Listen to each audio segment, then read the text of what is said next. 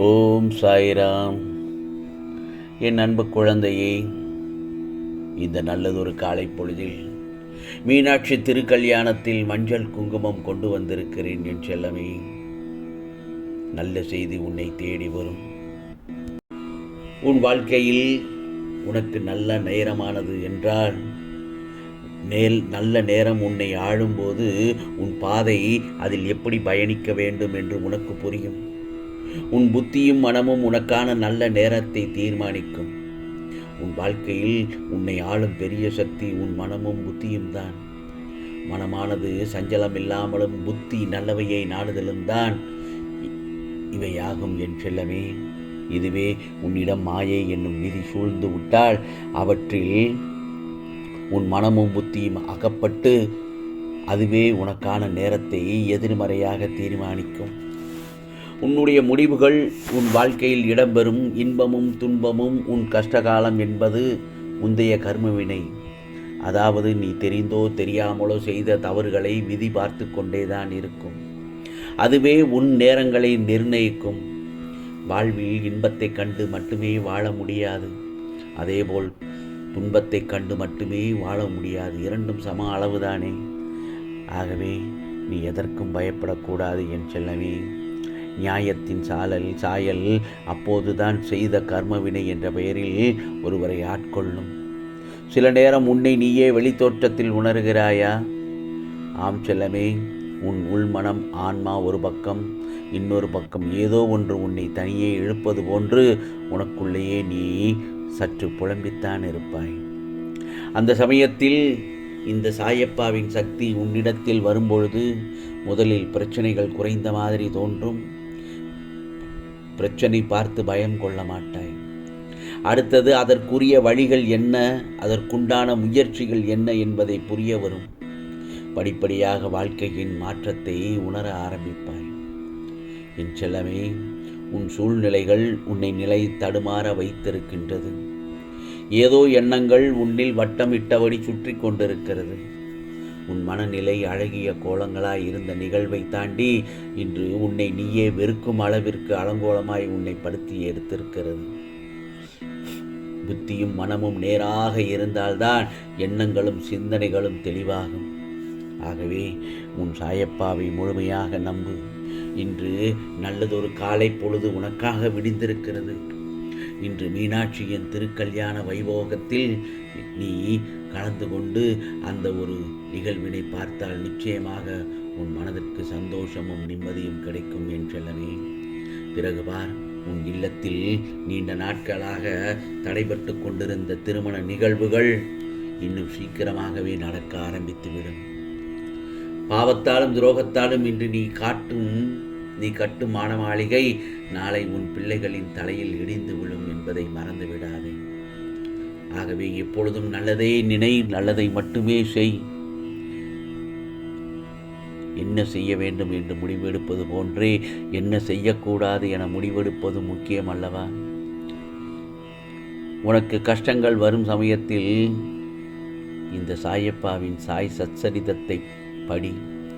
அதை படித்தவர்களுக்கு என்ன செய்ய வேண்டும் என்பது தெரியும். முன் ஜென்ம வினைகளால் சுகத்தையும் துக்கத்தையும் அனுபவித்தே தீர வேண்டும். கர்மத்தை அனுசரித்தே புத்தியும் வேலை செய்யும். ஆயினும் விதியால் நிர்ணயிக்கப்பட்டதை உன் சாயப்பா மேல் நம்பிக்கையும் பொறுமையுள்ள பக்தன் சுலபமாக அதை தவிர்த்து விடலாம். உன்னுடைய மனம் நிர்ணயிக்கும் வழியில் நீ நட. மற்றவருடைய மனம் நிர்ணயிக்கும் வழியில் அவர் நடக்கட்டும். பிறரை பின்பற்றும் முயற்சியில் நீ உன் மனதிற்கு எதிராக செயல்படாதே. வாழ்க்கையில் தோல்வி மட்டும் தொடர்ந்து வந்தால் தோற்றுக்கொண்டே இருக்கிறோம் என்று அர்த்தமே இல்லை. தோல்வியை தாண்டி சென்று கொண்டிருக்கிறோம் என்றுதான் அர்த்தம்.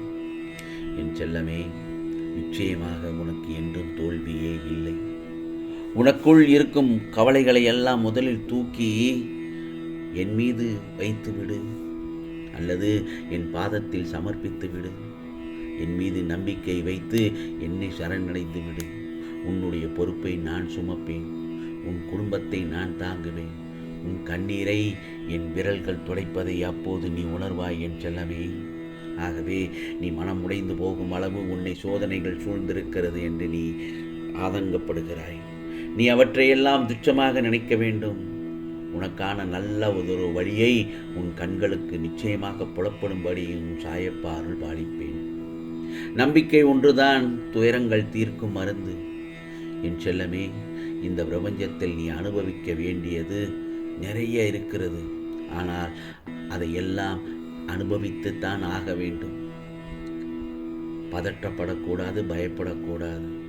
மனத்தையும் வாக்கையும் செயலையும் ஒருமுகப்படுத்தி நேர்மையாகவும் உள்ளபூர்வமாக செயல்படுத்த பழகிக்கொள். அவ்வாறு நீ உன் வாழ்வில் செயல்பட துவங்கினால் உன்னுடைய துக்கங்கள் துயரங்கள் அனைத்தும் ஒரு முடிவுக்கு வரும். அதே சமயத்தில் என் செல்லமே, உன் மனதளவில் கூட யாருக்கும் எந்த ஒரு துன்பமும் நீ நினைக்கவில்லை தானே? ஏனென்றால் நீ செய்த பல புண்ணியன்களின் பலன்தான் உன்னை வந்து இப்பொழுது காத்து கொண்டிருக்கிறது என்பதை மறந்துவிடாதே. மிகப்பெரிய நன்மை நடக்கும். இந்த சாயப்பாவின் அற்புதம் நிச்சயமாக நிகழும் என்பதில் சந்தேகமே இல்லை. உனக்கான பல ஆச்சரியங்கள் சந்தோஷங்கள் நிறைய காத்திருக்கிறது.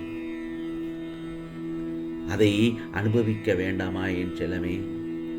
சில நேரங்களில் சாயப்பா, துயரங்களின் தாக்கத்தை என்னால் தாங்க முடியவில்லை என்று புலம்புகிறாய். நீ கவலைப்படுவதால் ஒன்றும் நடக்கப் போவதில்லை. ஏனென்றால் உன் பாரத்தின் பெரும்பகுதியை நான் சுமந்து கொண்டு இருக்கிறேன் என்பதை மறந்துவிட்டாயா? உன்னை நான் எந்த நேரத்திலும் கைவிட மாட்டேன். உனக்காக நிழலாக என்றும், உனக்காக நீ செல்லும் இடமெல்லாம் உன் சாயப்பா ஏதாவது ஒரு ரூபத்தில் உனக்கு நான் துணையாக நிற்பேன், அருள் பாலிப்பேன். கவலைப்படாதே. இந்த நல்லதொரு நாளில், மங்களகரமான நாளில் திருக்கல்யாண வைபவத்தை கண்டு ரசித்த என் செல்ல பிள்ளை நிச்சயமாக உன் இல்லத்தில் வந்து ஒரு தீபத்தை ஏற்று. இனி உன் வாழ்வு மிக பிரகாசமாக இருக்கும். சகல சௌபாக்கியங்களும் உனக்கு கிடைக்கும் என் செல்லமே. இந்த சாயப்பாவின் அருள் ஆசையோடு இந்த மீனாட்சியும் பெருமாளுடைய கல்யாணத்தை பார்க்கக்கூடிய சந்தோஷமான நிகழ்வையும் பார்த்து விட்டாய் அல்லவா?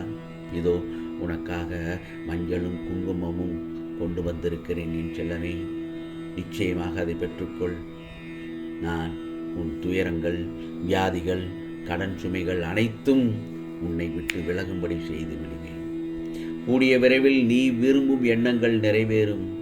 உன் இல்லத்தில் அடுத்தடுத்த மங்களகரமான நிகழ்வுகள் நடக்கும், செல்வங்கள் பெருகும். ஆம், இது சாயப்பாவின் சத்திய வாக்கு.